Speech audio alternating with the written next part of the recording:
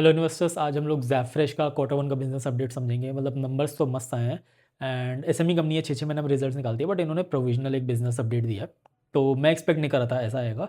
तो काफ़ी वॉलिटिलिटी भी थी, काफ़ी टाइम से गिर भी रहा था, बट आज जैसे ही नंबर्स आए मतलब मज़ा आ गया। मेरे पास कुछ ऑलरेडी क्वांटिटी है, बट आई वाज स्केप्टिकल कि मैं रखूँ नहीं रखूँ। तो मेरे पास ठीक ठाक क्वांटिटी था, but I was okay with it, क्योंकि मैं वैसा ऑल इन करके नहीं चला गया था, राइट। सो ठीक है, चलिए नंबर पे फोकस करते हैं, फिर बाद में आके जाके चीज़ को समझेंगे। तो इन्होंने बताया कि इन्होंने क्वार्टर वन में 74 सीआर का बिजनेस किया एंड ईयर ओवर ईयर करीब करीब 58% की करीब करीब ग्रोथ आई है, राइट। एंड ये बता रहे हैं कि इन्होंने एक रिसेंट एक्विजिशन किया था मेवा फूड्स का। तो ये मीट कंपनी है, राइट। अपना समझ लो, आप चिकन बेचती है, फिर मटन बेचती है, एंड उसके बाद आप सी फूड वगैरह बेचती है। चिकन में मार्जिन कम है, मटन में थोड़ा ज़्यादा है, सी फूड में सबसे ज़्यादा, राइट।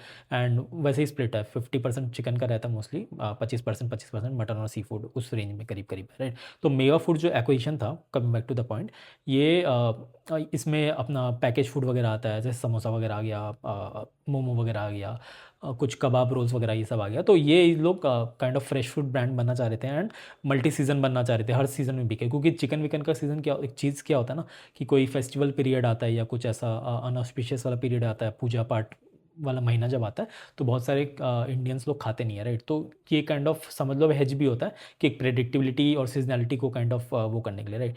तो ये वो कर रहे थे। ये बता रहे हैं कि 74 सीआर की जो बिजनेस अपडेट आई है, मतलब टॉप लाइन आई है अपनी, 50% ईयर ओवर ईयर ग्रोथ आई है। मेवा फूड्स को अगर मैं एक्विजिशन, इन्होंने बताया फर्स्ट वीक ऑफ जुलाई में कंप्लीट हुआ है, अगर इसको भी ऐड कर लिया जाए तो 85 सीआर आ जाती है। तो एक विजिबिलिटी मिलता है कि मेवा फूड से भी 10 12 करोड़ का करीब करीब ये लोग काइंड ऑफ बिजनेस कर रहे हैं क्वार्टर लेवल पे, right. So this is one important thing. And इन्होंने और भी कुछ बिजनेस अपडेट्स दिए हैं कि इन्होंने 70 न्यू क्लाइंट्स को ऑनबोर्ड किया, एंटरप्राइज क्लाइंट्स को। तो B2B इनका मोस्ट ऑफ द काम है।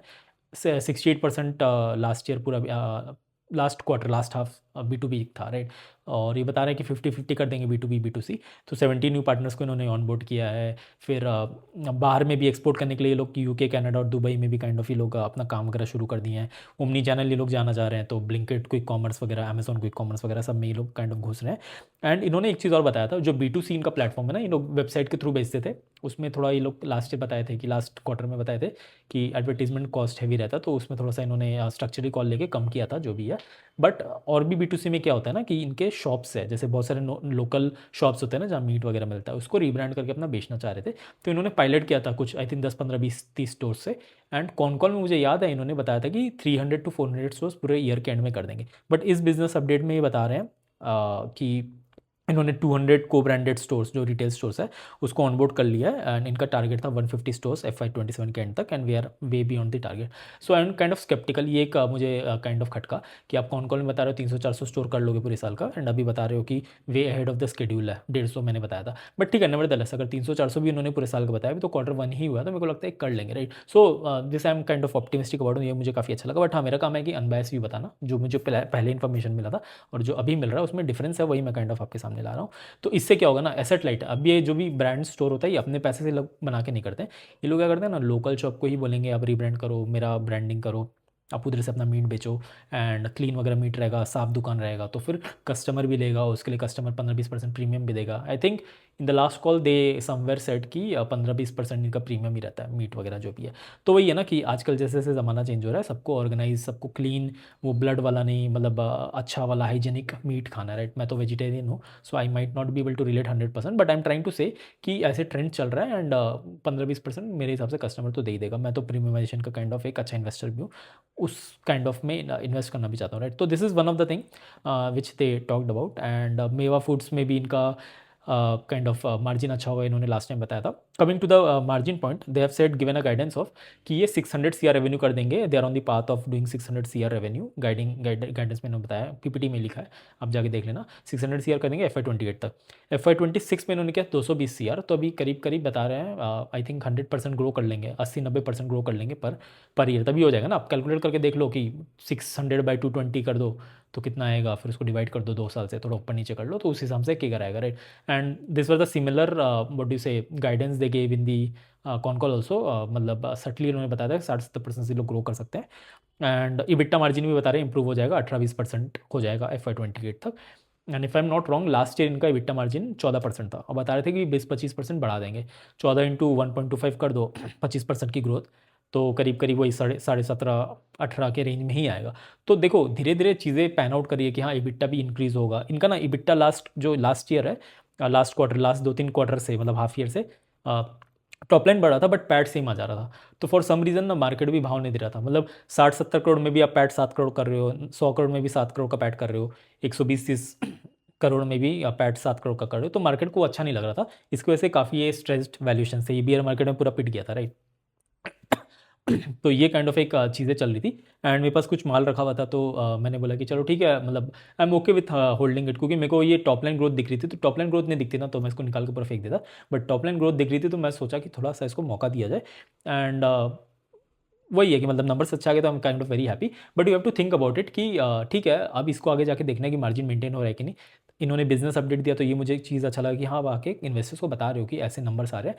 ठीक है आपने मार्जिन नहीं बताया, टॉप लाइन बताया, but kind of giving a direction कि हाँ टॉप लाइन इंक्रीज़ हो रही है, बॉटम लाइन भी, EBITDA भी इंक्रीज़ होगी 1-2 साल में। तो काइंड ऑफ ऐसा है ना कि 14 से 20% रातों रात नहीं हो जाएगी, एक क्वार्टर में थोड़ा सा इंप्रूवमेंट होगा, 14 से 15 होगा, फिर 16 होगा, फिर 17 होगा, फिर 18 होगा, फिर 19, फिर 20, राइट।